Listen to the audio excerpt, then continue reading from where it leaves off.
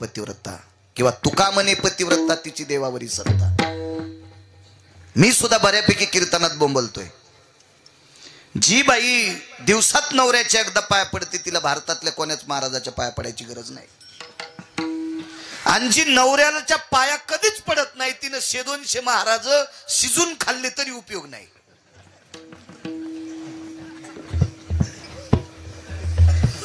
तेव्हा नियमाची चौकट आहे. चौकटीच्या बाहेर केलेला, नियमाच्या आचारसंहितेच्या बाहेर केलेला परमार्थ कवडी मोल असतो. कवडी मोल असतो. आई वडिलांचं दर्शन घेणारा मुलगा इतका पवित्र, किती पवित्र सांगू तुम्हाला, त्याच्या तुकोबराय पाया पडतात. गिरगावचा बाळ्या तर त्याचे पाय चाटीन. माय बापाची सेवा करणाऱ्या मुलाच्या तुकोबराय पाया पडतात. नमो तया माता पित्याचे पालन, नमो त्या वचन सत्यवदे. आई वडिलांचं पालन करणाऱ्या तुकोबाय म्हणतात मी त्याला नमस्कार करतोय. देऊतले मालक, काळाच्या थुत्रीत आणणारा महात्मा, काळाच्या बोखंडीवर पाय देणारा माल, मोक्षाला लाथ आणणारा माणूस, मोक्षाला कामाला लावणारा व्यक्ती, काळाला सलाम करायला लावणारी तुकोबर आहे. नाव ऐकल्याबरोबर तुकाराम तुकाराम नाम घेता कापे, एवढ्या अधिकारावर आरूढ असणारी तुकोबर आहे. आई वडिलांची सेवा करणाऱ्याला नमस्कार करतात.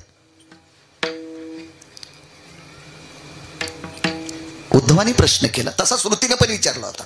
उद्धवाचं सांगतोय, उद्धवानं विचारलं, ताई मी तुला नमूद केलं ग तुझ्या कपाळावर कुंकू आहे, आणि कपाळाला कुंकू असणाऱ्या बाईनं पदराकडनं नाटी फाडत नसतात.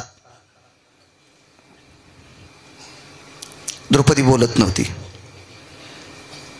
उद्धवाला वाटलं आता हिचं चुकलंय, पण उद्धवाच्या मनातली हडाळी जात नव्हती. द्रौपदी चुकू शकत नाही इतकी खात्री मात्र उद्धवाला होती. उद्धव नवविधा भक्तीतलं एक रत्न आहे, नवविधा भक्तीतलं एक रत्न. बरं,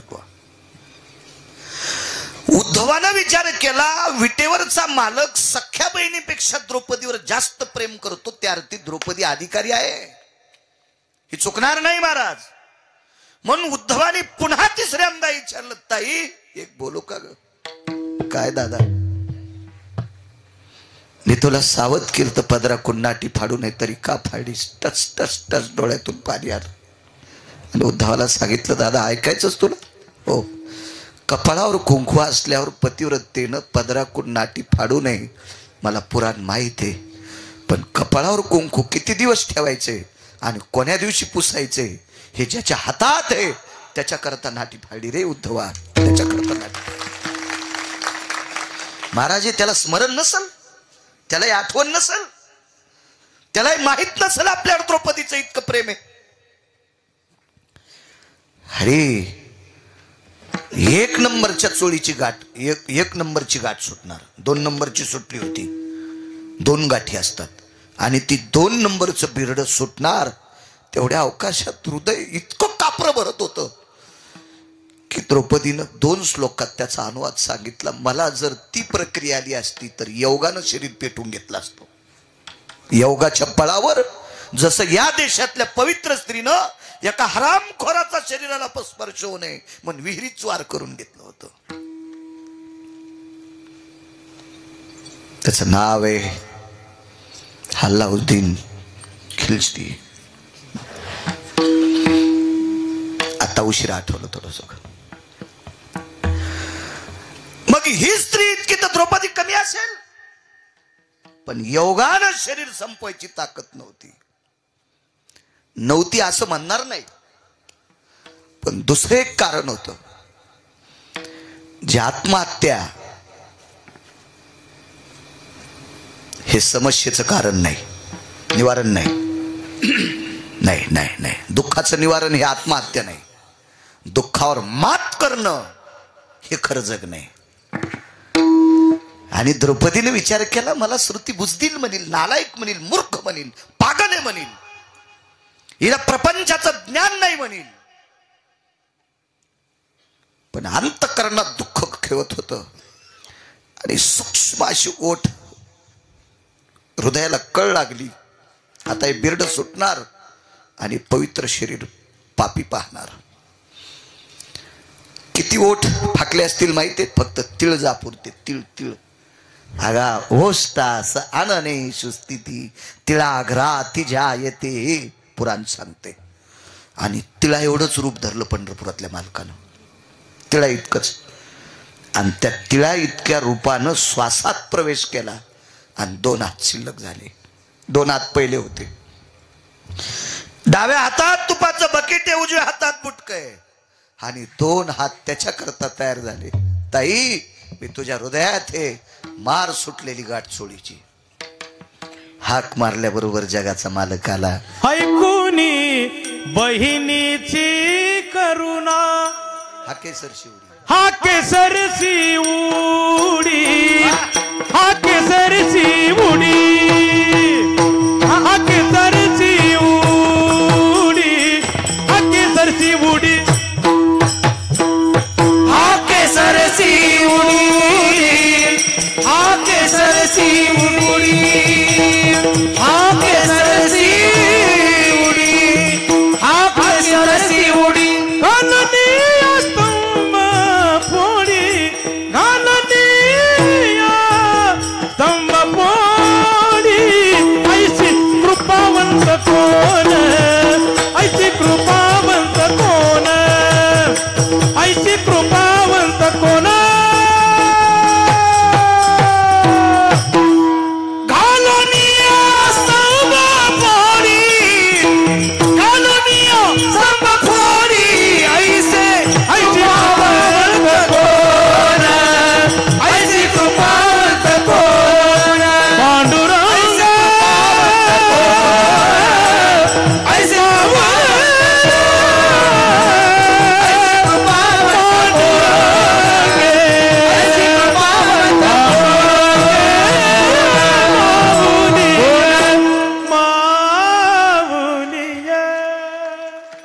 मारल्याबरोबर जगाचा मालक धावला. वा बाबा. 18 मिनिटं वेळ शिल्लक आहे आपला. मी मगाशी बोलून गेलो, देव भक्ताने हाक मारल्याच्या नंतर त्याची जात पाहत नाही, त्याचा पंथ पाहत नाही, त्याची गरिबी श्रीमंती पाहत नाही, त्याचं कुळ पाहत नाही. एक पोरग राक्षसाच्या कुळात जन्माला आलं, राक्षसाच्या कुळात. ह्या 18-19 मिनिटात 2 प्रसंग मांडतो, पूर्ण विराम. तुम्हाला त्रास देणार नाही, मोठी माणसं आहात तुम्ही. लांबून आलेत काळे सर, डॉक्टर साहेब सुद्धा बसलेत, त्यांना सारखे फोन येते. तुम्ही जसे अध्यात्मात आहात तसेच काही ठराविक डॉक्टर मला आध्यात्मिक क्षेत्रात पाहायला भेटले. आदरणीय डॉक्टर प्रदीपजी हुशे साहेब, जालना हॉस्पिटल. तुमच्यासारखंच पारमार्थिक क्षेत्रात त्यांचाही व्यासंग फार मोठा आहे. वा. बऱ्यापैकी डॉक्टर महाराष्ट्रात पाहायला भेटले, सात्विक. तुमच्यासारखी विद्वान शैक्षणिक क्षेत्रात, वैद्यकीय क्षेत्रात उंच भरारी घेऊन तुम्ही कीर्तनात बसल्यावर आमचा एक स्वार्थ आहे. रात्री एक मंत्री कीर्तनात होते, मी त्यांना सुद्धा डॉक्टर साहेब असंच म्हणलं, तुम्ही आमच्या कीर्तनात बसले, आमचा एक स्वार्थ आहे. तुम्ही बसले म्हणजे आम्हाला पैशाचा पाऊस पडतोय असा स्वार्थ नाही. कारण शैक्षणिक क्षेत्रात उंच भरारी घेतलेला, राजकीय क्षेत्रातला, वैद्यकीय क्षेत्रातला, व्यापार क्षेत्रातला, नाना प्रकारच्या उच्च स्थितीत गेलेल्या क्षेत्रातली व्यक्ती अध्यात्मात बसली की बाकीचे लोक लाजून परमार्थात येत असतात. म्हणून मोठ्यांनी अनुकरण केलं की बारकी करत असतात. काल्याच्या पंक्तीत गावातल्या 1 नंबरच्या श्रीमंत माणसानी वाढायचं टोपला हातात घ्यायचं. गावात सगळ्यात मोठा श्रीमंत कोण आहे, त्यानं आधी टोपलं घ्यायचं भाताचं वाढायला. बाकीचे लोक भात वाढायला पळत येत. हे मुद्या घालून तिकूनच सांगतो, रामा इकडं कडी आण, मोठ्यानं अनुकरण केलं की जे वडील जे करीत मोठ्यांनी करायचं. काल माघवारीला पंढरपूरला गेलो, मला माळी पहिल्याच 2 होत्या. वारकरी सांप्रदायिक, सात्विक, सदाचारी, पुण्यशील महिन्याची वारकरी, ज्यांना सदाबाबा वारकरी म्हणतात, माझी त्यांची भेट झाली. त्यांच्या गळ्यात 5-25 माळी होत्या, त्यांच्यातली एक बारीकशी माळ काढीन माझ्या गळ्यात घातली. राहू द्या म्हणले महाराज, वारीला येतात. हो. बाजूला घेतलं आणि कानात एक सांगितलं, महाराज एक विनंती, चंद्रभागेत आंघोळीला जात जा. म्हणलं जातो मी. नाही पण जात जा म्हणले.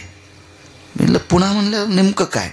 ते म्हणले ऐका ना, जरा जुरा माणसानं डोक्यावर घेतलेल्या महाराजांनी चंद्रभागेत आंघोळ केलेली लोकांनी पाहिलं की बाकीची आंघोळी करतात. एका पवित्र वारकऱ्याचा कालचा हरिदिनीच्या दिवसचा संदेश, सदाबाबा वारकऱ्यांचा, निष्ठावंत वारकरी, ज्या वारकऱ्याला गुरुवर्य बंडा तात्या मानतात, गुरुवर्य घुले बाबा मानतात, मोठी मोठी संस्थेची आधरीव लोक मानतात, निष्ठावंत वारकरी, निष्ठावंत.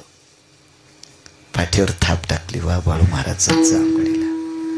मला ते काल लक्षात आलं म्हणून रात्री सुद्धा वाक्य वापरलं ना आजही वाक्य वापरलं की उच गेलेली वरी गेलेली माणसं परमार्थात आली की बाकीचे मग येत असतात. गरज असते काळाची. गुरुजीचा हा वेज जरी असा असेल तरी ओरिजिनल शिक्षक आहेत बरं ते. हो, परमार्थात झोकून घेतलेला माणूस, रंगारूपाव जायचं नाही कोणाच्या. काही काहीचे कपडे टाईट असते तर बायको सतार भाईच्या मिरच्या तोडायला, त्याच्यावर काय नसते. ते कपड्यावर जायचं नसते, काय नसते. ते बाहेरच आपला झगपग फिरतो इकडे तिकडे, याच्या त्याच्या हाटेलीवर गुळमट पाणी पितो, बळच उभं राहिल्यावर दुसऱ्याला चहा पाजावत लागतो. दुकानात आल्यावर आहे का नाही, नका का काही वस्ती घेणं म्हणून सांगावत लागते, घेतात चहा. अशी 2-4% तुमच्या नशिबाला भंगिरी असतेच. वरच्या रूपावर काय जायचं नाही. चला, राक्षसाच्या कुळातला भक्त प्रल्हाद. नाम प्रल्हाद उच्चारी तया सोडवी, उचलो निघेत कडेवरी, भक्ती सुखे नाला. हात मारल्याबरोबर स्तंभी नारायण प्रगटला. कुठे नारायण? विठ्ठल जळी स्थळी भरला, रीता ठाव नाही उरला. आज म्या दृष्टीने पाहिला, विठ्ठलची विठ्ठल जळी स्थळे काष्टी पाशानी, विठ्ठल व्यापक. खांबात मारली लात, प्रगटलं. गुर गुर गुर गुर गुर गुर गुर गुर रूप केलं, प्रगटलं. घेतलं मांडीवर. विदारोनी दैत्य प्रेम पान्हा पाजिला. विदारलं, टर टर टर टर पोट फाट. आणि भक्त प्रल्हादाला कडेवर घेतलं. देवा, हाक मारल्यावर आलास रे, आलास रे हाक मारल्यावर. नरसिंह दाखिल तिकडे ते कॉम्प्युटरवर बसलेले. वेळेत ज्याला कळतंय त्याला तर शहाणं म्हणत असते. विठाला विठाला.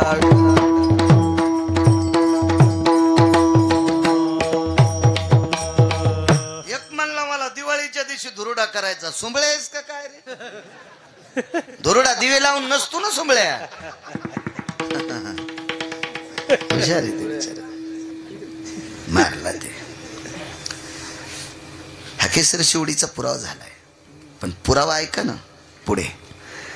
भक्त प्रल्हादाने सांगितलं, देवा मी तुझं भजन केलं याच्याकरता माझ्या हाकेला धावलास, पण बापाला मारलंस ना, बापाला मारलंस ना माझ्या, आणि मग आलासच कशा करता? देवानं सांगितलं, बाप जरी तुझा असेल पण विश्वाला त्रासदायक होता. नाव घेऊन येते देवाची. ब्रीद हिरण्यकश्यपूची, राक्षसाच्या कुळातलाय. भक्त प्रल्हादान पुन्हा वेठीच धरलो. अधिकारी माणसं भेट नाहीत कोणाच्या बापाला.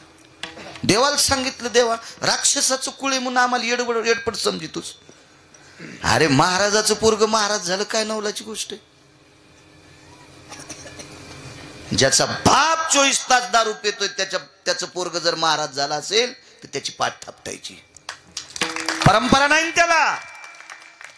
बाकीचे भक्त एखाद्या परंपरेतून आले असतील, पण मी राक्षसाचं पोरग आहे ना, काही जाण ठेवणं.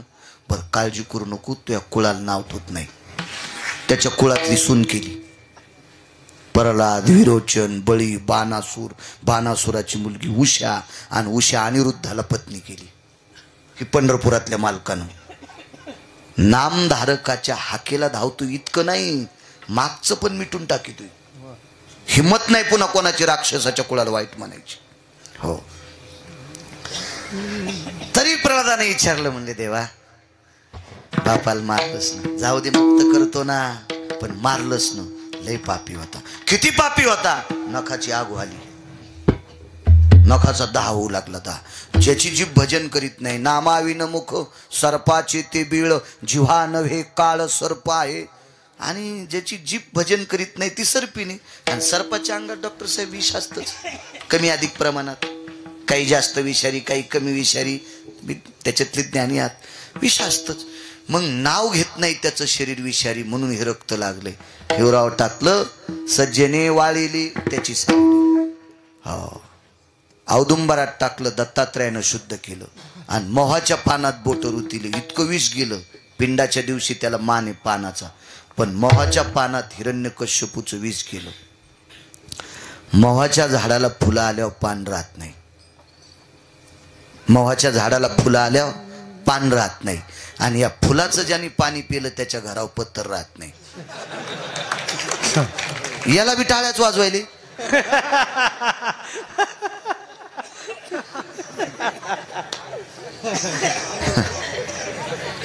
किती विष, किती विष. मग इतक्या विषारी माणसानं त्रास दिल्यावर एका भक्ता करता हा केसर शिवडी एक पुरावा देतो ईश्वरबा तुम्हाला. आणि भेटलाच वेळ तर नामदेव बा तुम्हाला बी देतो, पण थंडीचे दिवस येत, लोकांना कोणाला शुगर वगैरे असती, त्रास देऊ नये. किती चांगले बैल असले तरी आपला बांधा आला की बैल आखडे पाहिजे. दुसऱ्याच्या रानात गेल्यावर धुरा फुटल्यावर कोर्ट कचेऱ्या भानगड्या असतील नाही का नाही, कशाला आगाऊपणा करायचा. आपला बांधा पुरतच, मधात काजू लाव बदाम लाव, मधात बदाड पडू द्याला आणि बांधाली यांना द्यालाय. असे लय इडपट असतात ना. पावसाळ तोंडाला यायचे तेच भांडणं पोलीस स्टेशनला, दुसरे बंद हे सुरू. बांधाला नाही यांना द्यायला पाहिजे, मधात यांना द्यायला पाहिजे. हो. आज्यापासून काशा निघल्या नाही, बांधाल कोरी तू. हो हो. बाप तर काशाच्या ढिगात जळाला, इतक्या रानात काशा तरी त्या काडीनं. आणि बांधाच्या कडीला आवत आलं की तिकून शेल्यावर पाय देतो. एकदा उताना झाला तो थोत्रात कणीस गेलं.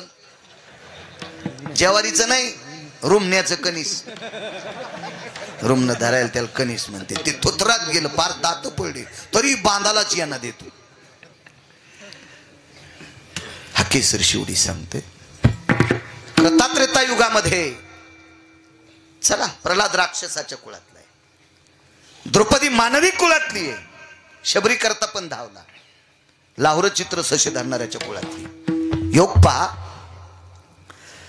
पशुच्या कुळात एक साधू, वानर पशुची योनी भरत. मारुतीराय अग्रगण्य साधू आहेत, पण पैठणच्या मालकांनी योनीच्या बाबतीत पशु उपमा दिली. योनी जन्मला मरकट तो वैष्णवा माझी अतिश्रेष्ठ, हनुमंत मनावया कनिष्ठ, ऐसा पापिष्ट कोण आहे. वारकरी संप्रदायात अग्रगण्य मारुतीराय. आणि या तालमीतलं रत्न. संगतीचा परिणाम बघा ना, संगतीचा. पाला खाणारी वानर पण संगतीत मारुतीरायाच्या.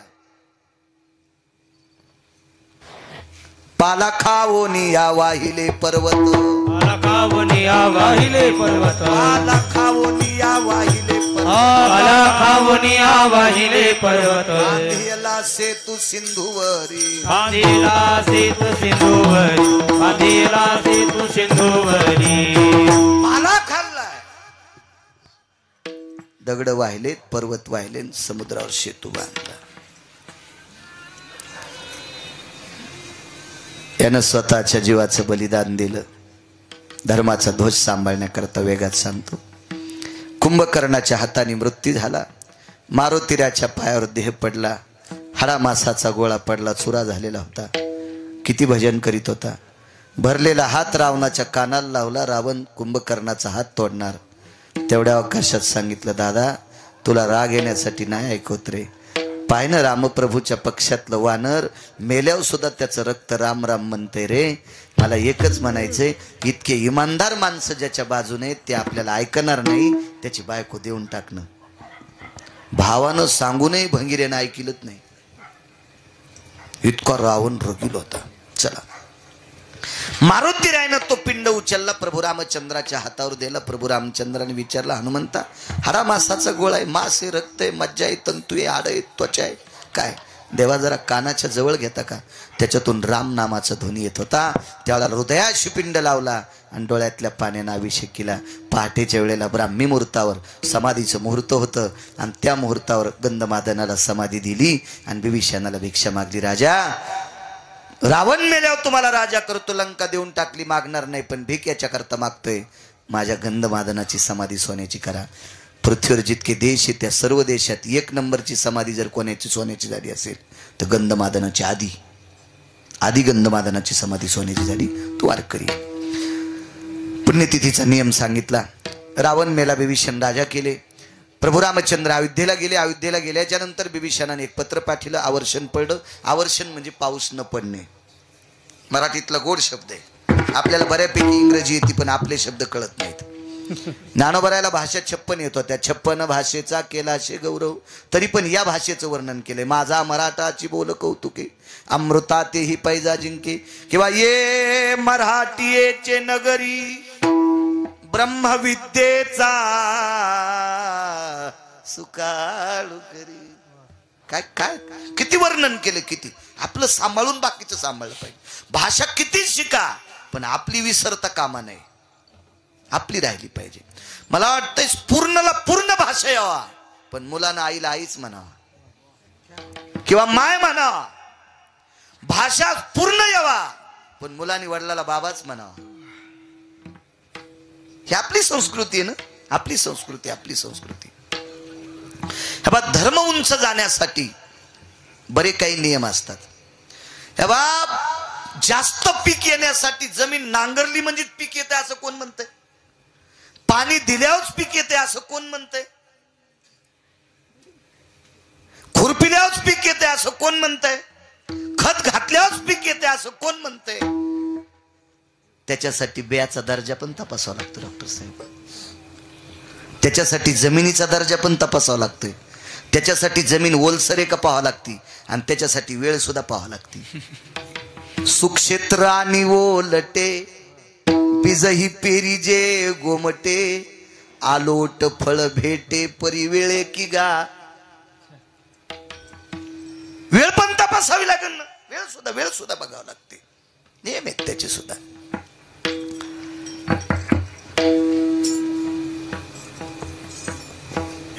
मळण धरते त्याला खळ म्हणतात. आणि खळ्यात मळलेलं मदन एका बाजूच्या जागेवर टाकतात. त्याला कोणती जागा म्हणतात? कॉपी करायची नाही. सांगता येईल? सांगता येईल? नाही सांगता यायचं. त्याला वांढ म्हणतात. विढाला विढाला विढाला विढाला.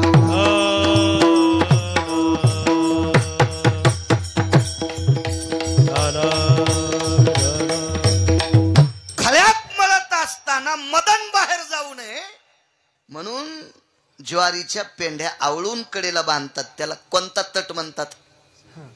परसडी. शाबास, वा. जिनच्या पॅन्टीवाल्यावर शिका, धोत्रावाल्याचा आदर करा. मी नेहमी सांगत असतो डॉक्टर साहेब, माणसानं किती मोठं व्हावा पण वडील लोकांचा जो अपमान करतो तो भाडवा असतो. जुन्याचा कधीच अपमान करायचा नाही. कंडक्टर मला एकदा धोत्रावर येडपटवाणी समजू लागले.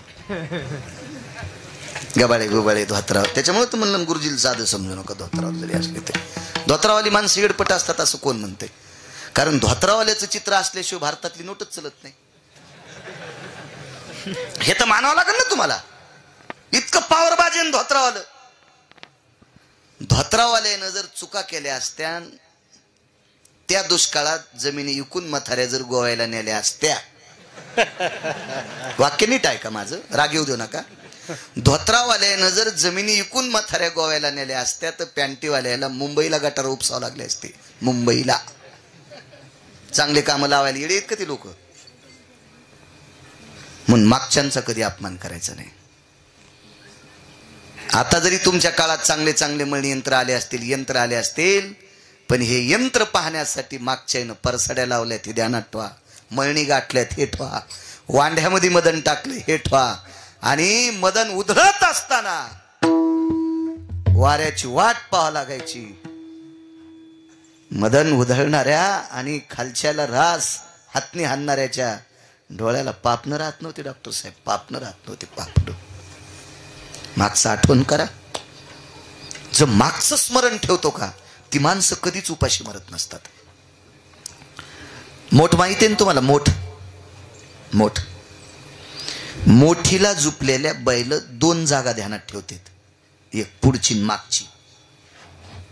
ज्या बैलाला मागची पुढची जागा कळत नाही का पंढरनाथ बुवा,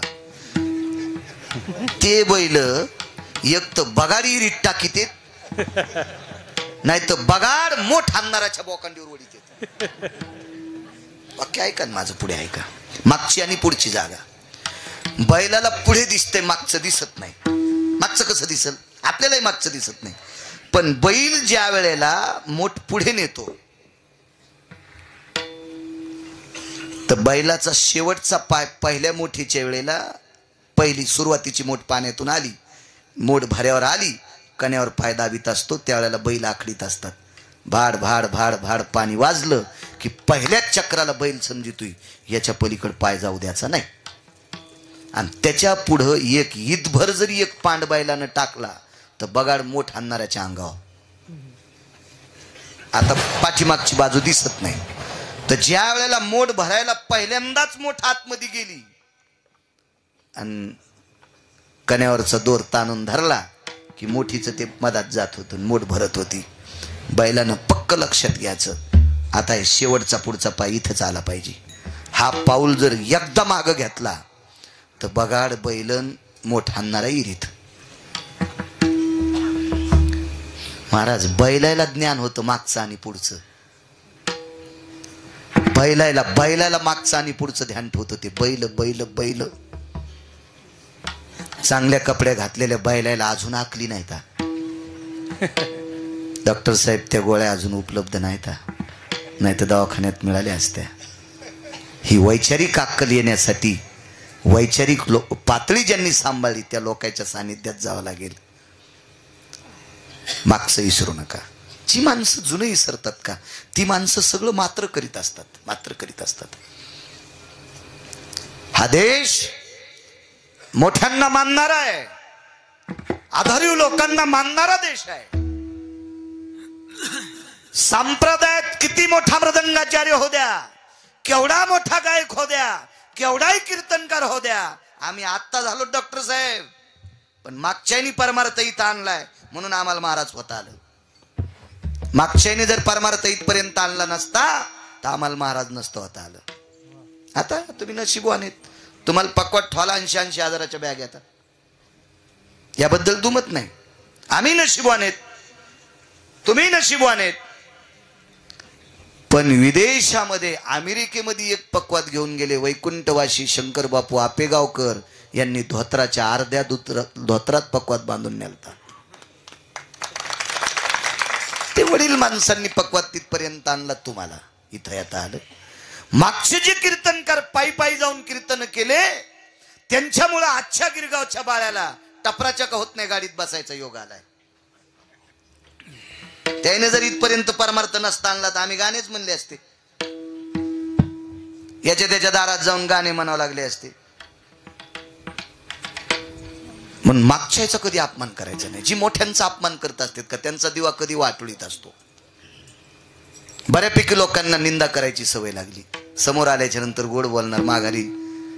जेने मुखे स्तवी तेची निंदे पाठी लावी, आईशी आधमाची जातीन त्याचे तोंडी पडो माती. समोर आल्याच्या नंतर स्तुती करायची, माघारी निंदा करायची, त्याच्या तोंडात माती पडेल सांगितले. येत कुलो भय जायते कुलक्षयाति सर्वस्थितायाम यत प्राप्ते पुत्रे शुभय स्थितायाम अनिष्टोकारास्त तेवच. 2 पाप सांगितले. असं करणाऱ्या व्यक्तीला वंश वाढत नसतो एक, किंवा वाढा वंश तर मूर्ख लेकर जन्माला येत असतात 2. विठाला विठाला विठाला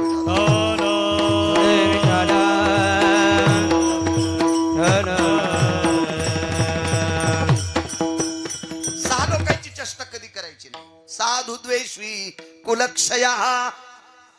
साधूचा द्वेष केला की कुलक्षय होत असतो. महाराज पंढरपुरातल्या मालकाच्या 2 पोर आहे ना, एका महाराजाचा द्वेष केला तर सगळेच दारू पिऊन मेले, एकच वाचलं. ते बी का वाचलं? एका महाराजाचा प्रसाद खाल्ल्यामुळे वाचलं. त्या वारकऱ्याचं नाव सुदामदेव.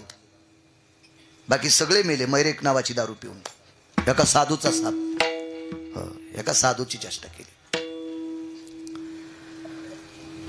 समाधी केली, पत्र आवर्षण पडलं. याच्यावर सांगत होतं नाही का, आवर्षण. पाऊस बंद पडला आणि विभीषणाने पत्र लिहिलं.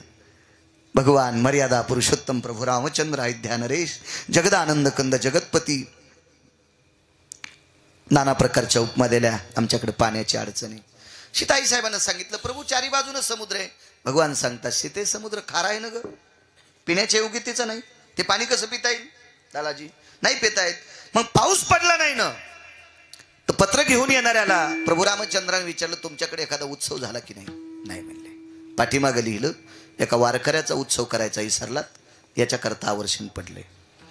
हाकेसर शिवडी सांगतोय, हाके करता जगाचा मालक धावत असेल, डोळ्यातल्या पाण्यानं अभिषेक केला असेल, समाधी दिली असेल, सोन्याची समाधी केली असेल, इतक्या पुरतं नका बघू. अधिकार किती मोठा असतो नामधारकाचा. आणि विभीषणानं ज्या वेळेला समाधीची पूजा केली, उत्सव केला, त्या दिवशी एक असा प्रसंग घडला. चैत्र महिन्यातली तृतीया होती. चैत्र महिन्यात कडकड ऊन असतं. चैत्र महिन्यातली शुद्ध तृतीया होती. या तृतीयेच्या दिवशी त्या वारकऱ्याने जगाच्या मालकाला हाक मारली. हाक काय म्हणून मारली माहितीये का? हे जगदानंद कंद पतये, तुला निसर्ग बदलावा लागेल. पंढरीनाथ बुवा, उन्हाळ्यात पाऊस पडतो याला अकाली पाऊस म्हणायचं. सोप्या भाषेत अवकाळी पाऊस म्हणायचं. अवकाळी मोसमी पाऊस असतो का? नाही. पण त्या वारकऱ्यानं सांगितलं देवा माझा आदेश आहे. अरे मेल्यावर पठ्ठ्याचं रक्त राम राम म्हणत होतं, तुला माझं ऐकता येत नाही? निसर्गात बदल कर. आणि चैत्र महिन्यातल्या शुद्ध तृतीयाला निसर्गात बदल झाला आणि पाऊस पडला आणि लंकेतला भजन करणारा राजा सुखी केला. हाक मारल्याबरोबर जगाच्या मालकाला निसर्गातला बदल करून त्याचं काम करावं लागलं. म्हणून मालक पहिल्या कडव्या हाके सरसी उडी, हाके सरसी उडी, हो हाके सरसी उडी,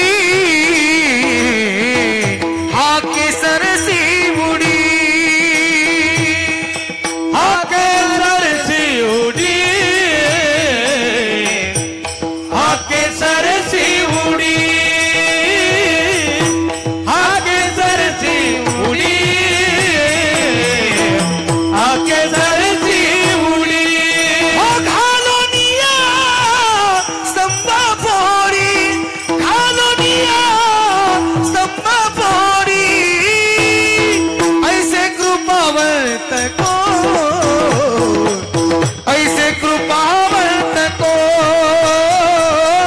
ऐसे कृपावंत को,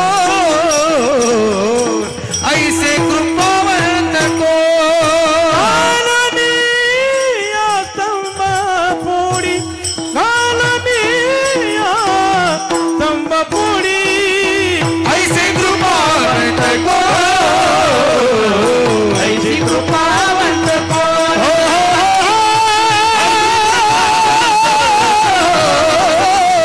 ऐसे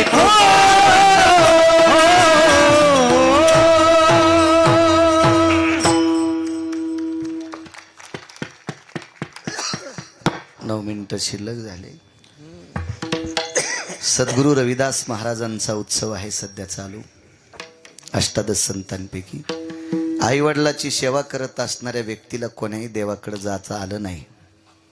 डॉक्टर साहेब, गुरुजी, म्हणून त्या आई वडिलांची सेवा करणाऱ्या संत रविदास महाराजांनी देवाला विचारलं. मित्र काशीला गेलता आणि देवाला सहज बूट चप्पल शिवायचा धंदा होता. बुटाला चपलाला टाचे मारता मारता रविदासांनी देवाला विचारलं, हे विश्वनाथा, हे जगदानंद कंद जगतपते पंढरी ईश परेश पांडुरंगा, हे काशी विश्वनाथा, देवा मी येऊ शकत नाही रे तुझ्याकडे. महाराज इतक्या श्रद्धेनं हाक मारावी आणि विटेवरच्या मालकाने, काशीतल्या मालकाने चांबडे बुडवायच्या कुंडात प्रसाद पाठीला. रत्न जडित कंगन, नियत तेरी अच्छी है तो किस्मत तेरी दासी है, कर्म तेरा अच्छा है तो घर में मथुरा काशी है. रविदासांना कंगन पाठीले.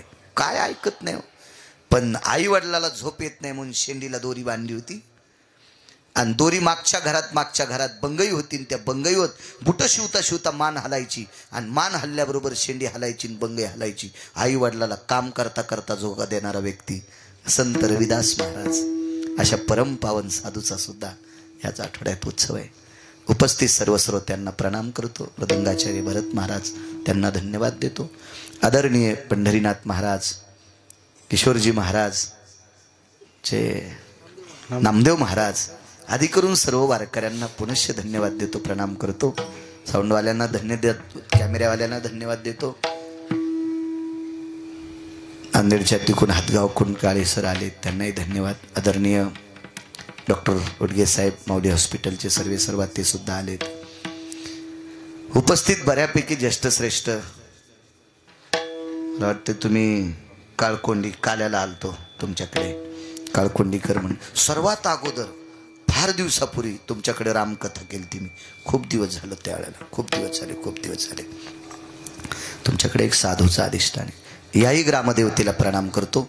सद्गुरू नामदेवरायाच्या चरणी साष्टांग दंडवत करतो आणि माझ्या वाणीला विराम देतो. विठोबा रखुमाये, विठोबा रखुमाये, ज्ञानेश्वर माऊली ज्ञानराज माऊली फक्त अर्धा मिनिट भीक मागतो, फक्त अर्धा मिनिट हात वरी करा.